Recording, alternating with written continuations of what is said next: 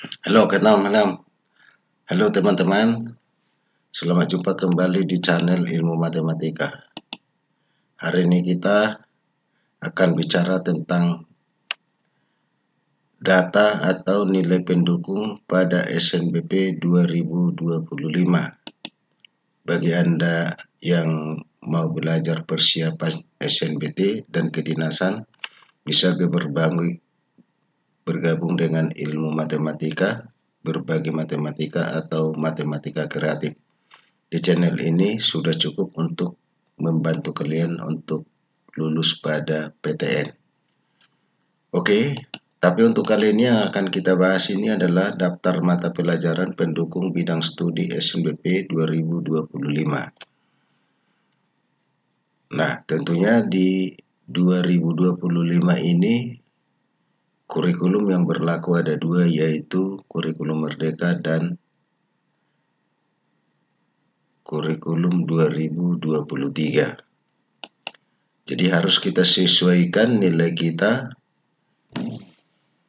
sesudah kita ikut sebagai SNBP atau kita adalah siswa eligible, maka kita harus perhatikan nilai kita untuk setiap bidang studi, apakah kita kurikulum Merdeka atau pada kurikulum 2023. Tujuannya adalah supaya kita semakin memiliki peluang yang lebih besar untuk lulus pada PTN. Misalnya kalau kita mau ambil jurusan filsafat, maka kalau kita adalah belajar pada kurikulum Merdeka, maka yang dilihat adalah nilai sosiologi. Sedangkan kalau kita kurikulum 2013, kalau kita jurusan IPA, maka yang dilihat adalah nilai sejarah Indonesia.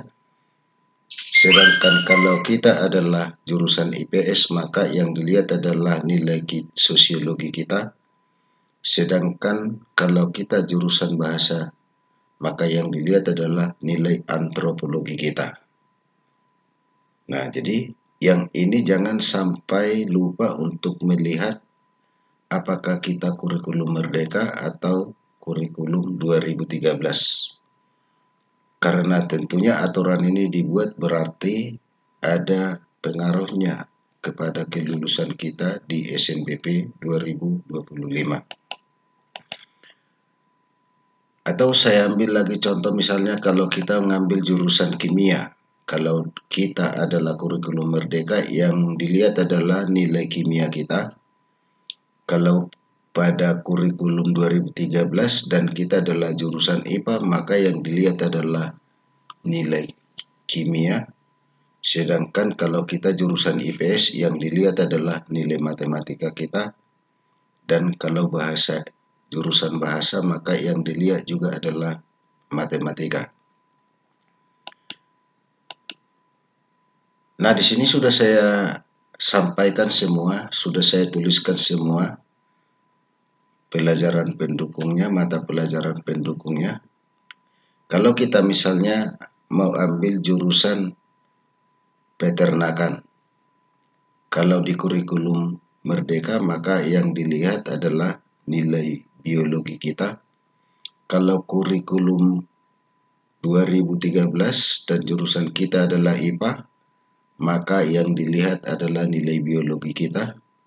Sedangkan kalau jurusan IPS, yang dilihat adalah matematika, dan jurusan bahasa yang dilihat adalah matematika. Selanjutnya, kalau misalnya jurusan yang kita pilih itu adalah pilihan administrasi bisnis, maka kalau di kurikulum Merdeka yang dilihat itu adalah nilai ekonomi. Kemudian kalau di kurikulum 2013 dan kita adalah jurusan IPA, maka yang dilihat adalah nilai matematika, dan jurusan IPS yang dilihat adalah jurusan nilai ekonomi. Kemudian kalau jurusan bahasa yang dilihat adalah matematika. Selanjutnya, kalau misalnya yang kita pilih itu adalah ilmu atau sains kedokteran, Maka kalau kurikulum kita adalah kurikulum merdeka, maka yang dilihat adalah nilai biologi dan atau kimia. Kalau jurusan di kurikulum 2013 yang dilihat untuk jurusan IPA itu adalah nilai biologi dan atau kimia. Sedangkan kalau kita jurusan IPS yang dilihat adalah nilai matematika. Dan kalau kita adalah jurusan bahasa yang dilihat adalah nilai matematika kita. Kemudian saya ambil contoh, misalnya kita mau ambil jurusan bioteknologi, biokewirausahaan. Kalau di kurikulum merdeka yang dilihat adalah nilai biologi dan atau matematika. Sedangkan kalau di kurikulum 2013 yang dilihat adalah biologi dan atau matematika. Jurusan IPS yang dilihat adalah nilai matematika. Dan bahasa juga yang dilihat adalah nilai matematika. Kita ambil satu contoh di bagian ini, misalnya sambil diperhatikan ya, sesuai dengan minat dan bakat dan rencana akan dipilih. Kalau kita misalnya yang kita pilih itu adalah jurusan konservasi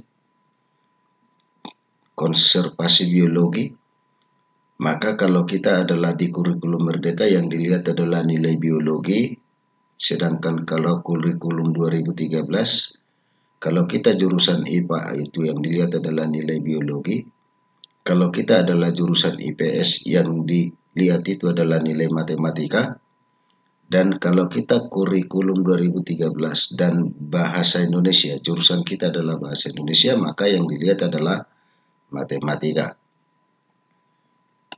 Kemudian kita ambil satu contoh lagi, kalau misalnya di sini yang kita mau ambil jurusan sains data dan kita adalah kurikulum merdeka, maka yang dilihat adalah nilai matematika tindak lanjut. Sedangkan kalau pada kurikulum 2013 yang dilihat adalah matematika dari kelompok peminatan MIPA. Sedangkan kalau jurusan kita adalah IPS, maka yang dilihat nilai matematika. Dan kalau kita dari jurusan bahasa yang dilihat adalah matematika. Jadi untuk supaya peluang kita lebih besar lulus KPTN lewat jalur SNBP, selain kita sudah dinyatakan eligible, maka kita harus lihat di mana minat dan bakat kita itu digambarkan oleh nilai yang kita peroleh selama kita di SMA.